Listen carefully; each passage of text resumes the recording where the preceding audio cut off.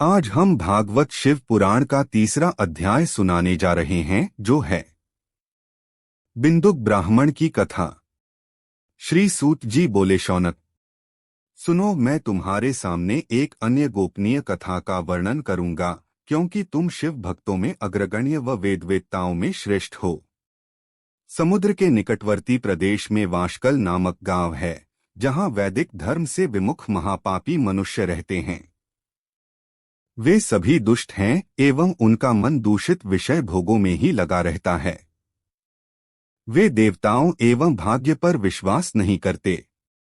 ये सभी कुटिल वृत्ति वाले हैं।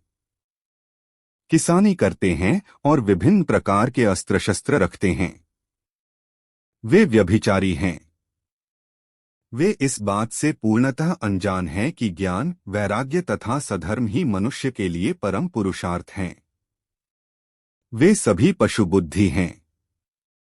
अन्य समुदाय के लोग भी उन्हीं की तरह बुरे विचार रखने वाले, धर्म से विमुख हैं। वे नित्य कुकर्म में लगे रहते हैं एवं सदा विषय भोगों में डूबे रहते हैं। वहां की स्त्रियां भी बुरे स्वभाव की, स्वेच्छाचारिणी, पाप में डूबी, कुटिल सोच वाली और व्यभिचारिणी हैं। वे सभी सद्व्यवहार तथा सदाचार से सर्वथा शून्य है। वहां सिर्फ दुष्टों का निवास है। वाशकल नामक गांव में बिंदुक नाम का एक ब्राह्मण रहता था। वह अधर्मी, दुरात्मा एवं महापापी था। उसकी स्त्री बहुत सुंदर थी। उसका नाम चंचुला था। वह सदा उत्तम धर्म का पालन करती थी, परंतु बिंदुक वेश्यागामी था।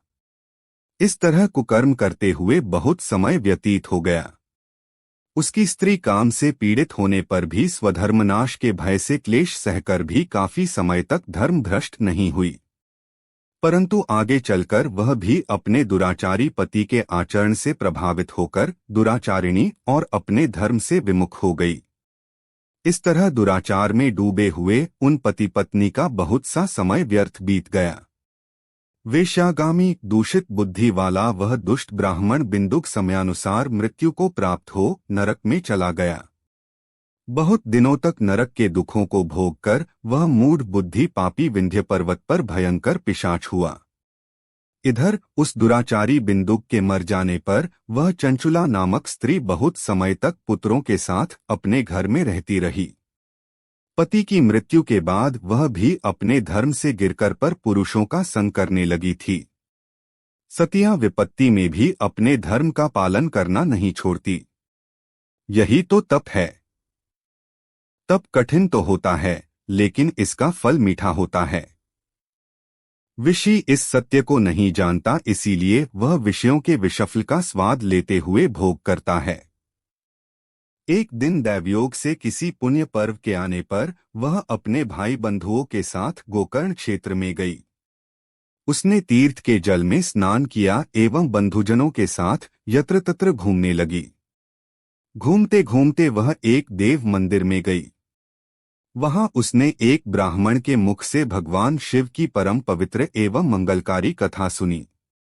कथावाचक ब्राह्मण कह रहे थे कि जो स्त्रियां व्यभिचार करती हैं, वे मरने के बाद जब यमलोक जाती हैं, तब यमराज के दूत उन्हें तरह तरह से यंत्रणा देते हैं। वे उसके कामांगों को तप्त लौह दंडों से दागते हैं। तप्त लौह के पुरुष से उसका संसर्ग कराते हैं। ये सारे दंड इतनी वेदना देने वाले होते हैं कि जीव पुकार पुकार कर कहता है कि अब वह ऐसा नहीं करेगा, लेकिन यमदूत उसे छोड़ते नहीं। कर्मों का फल तो सभी को भोगना पड़ता है। देव, ऋषि, मनुष्य सभी इससे बंधे हुए हैं। ब्राह्मण के मुख से यह वैराग्य बढ़ाने वाली कथा सुनकर चंचुला भय से व्याकुल हो गई। कथा समाप्त होने पर सभी लोग वहां से चले गए। तब कथा बांचने वाले ब्राह्मण देवता से चंचुला ने कहा, हे ब्राह्मण, धर्म को न जानने के कारण मेरे द्वारा बहुत बड़ा दुराचार हुआ है। स्वामी, मेरे ऊपर कृपा कर मेरा उद्धार कीजिए। आपके प्रवचन को सुनकर मुझे इस संसार से वैराग्य हो गया है। मुझ मूढ़ चित्त वाली पापिनी को धिक्कार है। मैं निंदा के योग्य हूँ। मैं बुरे विषयों में फंसकर अपने धर्म से विमुख हो गई थी। कौन मुझ जैसी कुमार्ग में मन लगाने वाली पापिनी का साथ देगा? जब यमदूत मेरे गले में फंदा डालकर मुझे बांधकर ले जाएंगे और नरक में मेरे शरीर के टुकड़े करेंगे, तब मैं कैसे उन महायातनाओं को सहन कर पाऊंगी? मैं सब प्रकार से नष्ट हो गई हूँ, क्योंकि अभी तक मैं हर तरह से पाप में डूबी रही हूँ। हे ब्राह्मण, आप मेरे गुरु हैं, आप ही मेरे माता पिता हैं। मैं आपकी शरण में आई हूँ। मुझ अबला का अब आप ही उद्धार कीजिए। सूत जी कहते हैं, शौनक इस प्रकार विलाप करती हुई चंचुला ब्राह्मण देवता के चरणों में गिर पड़ी। तब ब्राह्मण ने उसे कृपापूर्वक उठाया।